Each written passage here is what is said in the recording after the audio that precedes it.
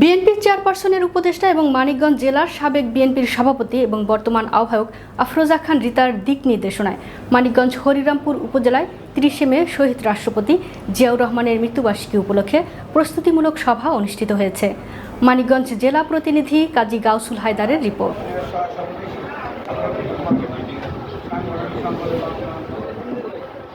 উক্ত সভায় প্রধান অতিথি ছিলেন মানিকগঞ্জ হরিরামপুর উপজেলার বিএনপির সভাপতি জনাব হান্নান মির্জা,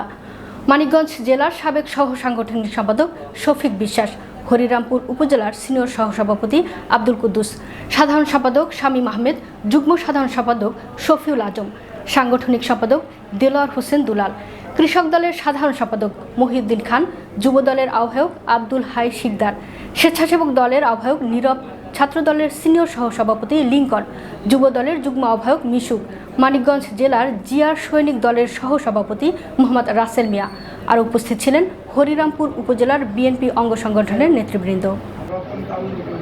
শহীদ রাষ্ট্রপতি জিয়াউর রহমানের মৃত্যুবার্ষিকী ৩০ মে মৃত্যুবার্ষিকী উপলক্ষে আজকের এই প্রস্তুতি সভার সম্মানিত সভাপতি, আপনারা জানেন বিগত ১৭ বছর যাবৎ বিগত যেগুলো আওয়ামী বিরোধী সরকারের প্রশাসনের যে কোনো প্রোগ্রাম বাস্তবায়ন যার নেতৃত্বে